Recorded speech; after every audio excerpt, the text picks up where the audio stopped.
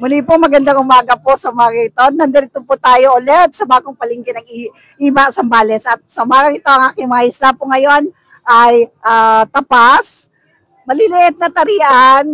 Meron din po tayong tarian na medyo malaki, green gopher, lapu-lapu senyorita, meron akong tiger, maya-maya po, meron tayong maya-maya, dalagang bukid, mga tapas. Medyo marami po tayong tapas sa umagang ito.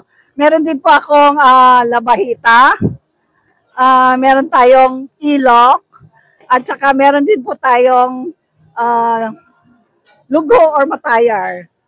At ito lamang po ang ating isda sa umagang ito. Medyo kukunti ang ating isda kasi it's weekdays. At sa umagang ito, sa lahat ng aking mga followers, sa lahat po ng mga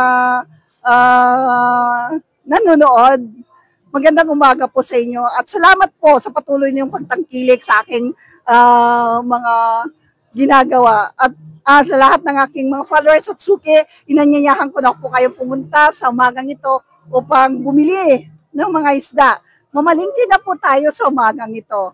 Kasi maya-maya po wala na. Kasi kukunti ang mga isda ngayon sa palengke. Kung titingnan ninyo, napakakunti ng mga isda natin ngayon. At baka mamaya-maya maraming mamimili. Today is Friday.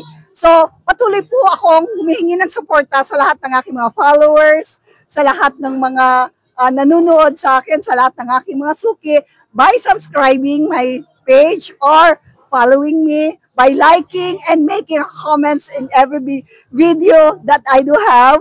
At sa lahat po ng mga nanonood at tumatangkilik, nawa po hindi kayo magsawa, tangkilikin ang aking mga paninda sa umagang ito. At muli po sa bawat isa sa amin dito na mga tindera, patuloy po kaming nagsisikap na maabot ang lahat ng pangarap ng aming mga mahal sa buhay. So muli, magandang umaga po and God bless everyone.